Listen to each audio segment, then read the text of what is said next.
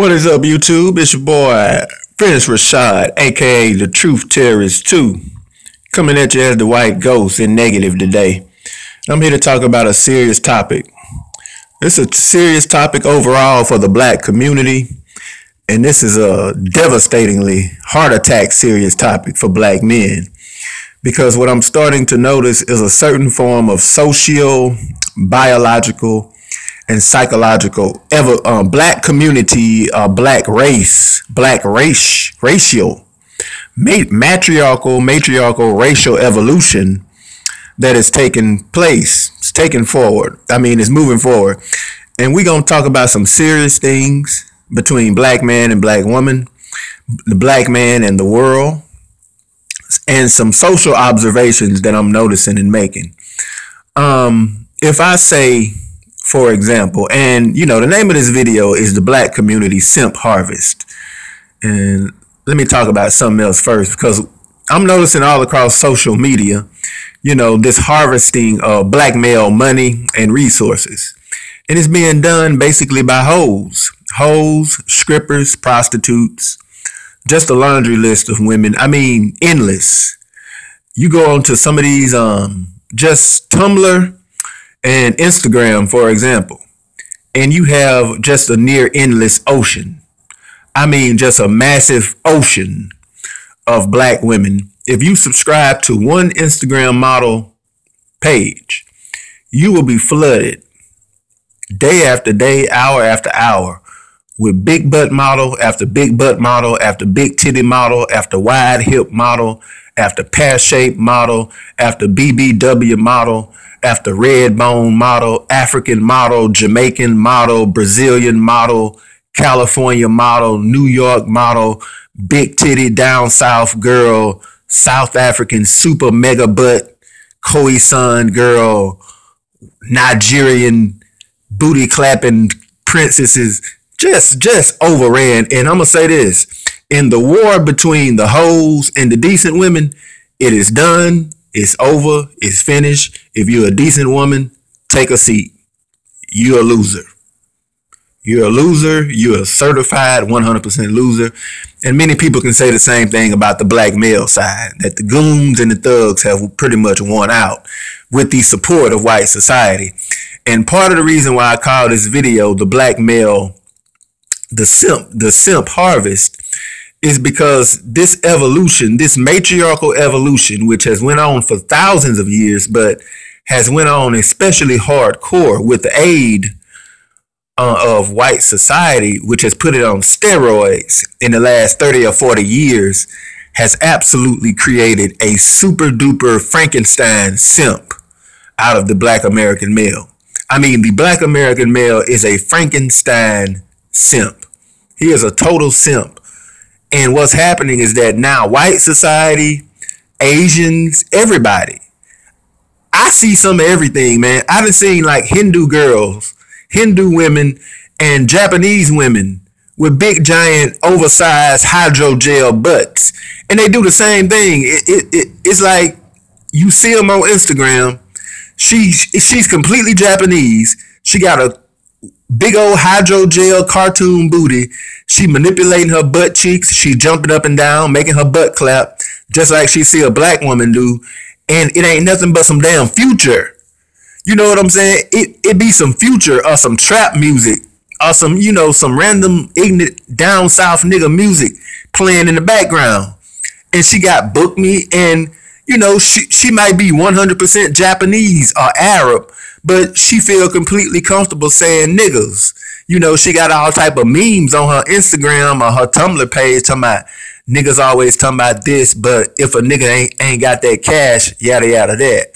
Or she'll be like, I only fucks with niggas that break that bread, and she'll have them, these little memes and emojis with the little dollar signs and the money bags, etc. But she'll feel comfortable calling black men niggas and taking their money at the same time. And see, T.I., the rapper T.I., opened up a strip club in Atlanta. That was a single black female stripper who made $30,000 in one weekend. Now, the black men who gave her $30,000 couldn't come together and buy land, invest in real estate. The only thing that they can think of with this matriarchal biological evolution that we see taking place in Black America, the only thing they can think of is to give a woman $30,000 in cash. In no shape or way as men do they think to empower themselves. Do they think about their seed, their future? Let's give their children, let's give a scripper $30,000 in a single fucking weekend, man. You gotta be kidding me. You got to be kidding me. And this evolution, and something that I wanted to talk about, an odd side note, I started to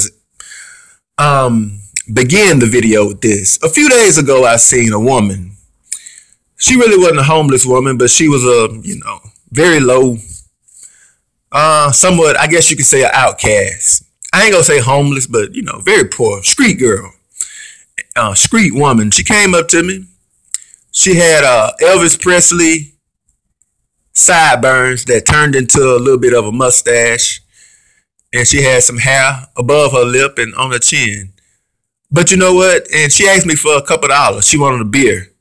I gave her some pocket change, about 75, 80 cents in pocket change, and she went her own way.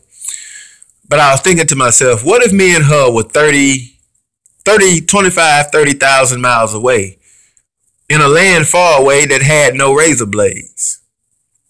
What would my relationship be if a significant percentage of the women that I dealt with on a daily basis had this type of hair on their face? What would my perception of femininity and masculinity be?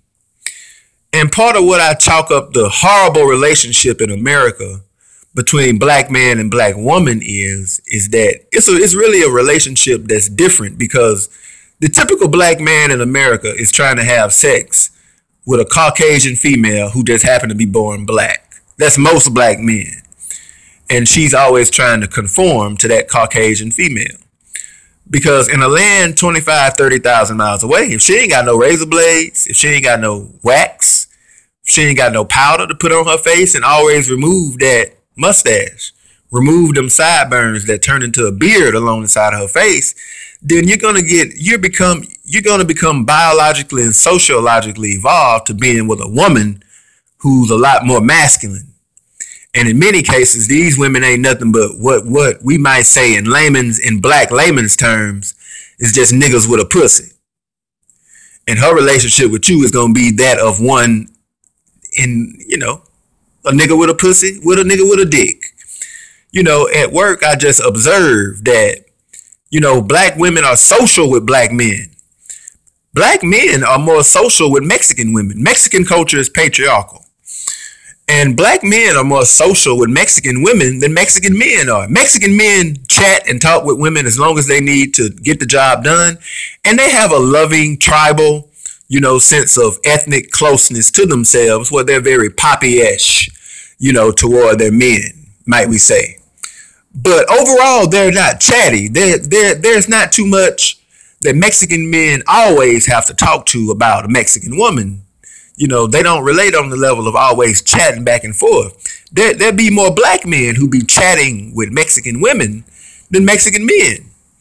And that's because the Black man is socialized to be accommodating toward women, and he's socialized in an egalitarian way, a socially gender equal way. Because remember that woman with the hair on her face, she's going to raise you to be socially equal to her. You just a little nigga with a dick, I'm a nigga with a pussy. Now that doesn't apply to the majority of Black women, but it does apply to a large number of them. Because I notice when it comes to gay men of all races, their best friend is always a Black woman. The women of their own race cut them off and cut them out and kick them out. In a patriarchy, you can't be gay and male and representative of the race. You are kicked out. So also, if you listen, in a patriarchal culture, for example, you will have men that will put down a sexual standard and will say that a woman shouldn't be with no more than 2 or 3 men her entire life. Now, most black women, needless to say, hear this. They don't like it at all. And the only thing that she has to ask herself is this: why is it that the black man is how he is? If you don't like having sex with just 2 or 3 men your entire life before you choose a mate, then you are going to subconsciously, sociologically, psychologically, and biologically raise your child, your male child, to not really have that type of standard. So black men have no standard whatsoever in women. A woman can be any type of old raggedy, nasty, throwed away, trashy, skank asshole. They got porn stars. You know, they sell some pussy to some white men, but you got porn stars porn actresses who've easily been with 400, 500, 600, 1,000 different men. And they can still easily package themselves and sell themselves to black men, because you specifically notice they always in Atlanta. They'll be back and forth between Atlanta, Miami, Memphis, and, you know, like DC, Charlotte, you know, where there's a lot of black male money at. New York, you know, and some of these women are ridiculous large. There's 500-pound women. You know, Miss 80-inch hips, 500 pounds. You know good and well she ain't go to New York to get with a white man. She up there with black male money. And you notice that all these women from all different races are doing the same thing. Like I say, check out the link in the description box. This could be a biracial woman, but, you know, supposedly she's Persian. It's called Persian Baddie. Just look up her Instagram page, but I'll put the link to her page in the description box. And you just notice this harvesting of black male thirst and money, because black men have no standards. And it's to the point that when women come to black men, they're coming to black men like hoes.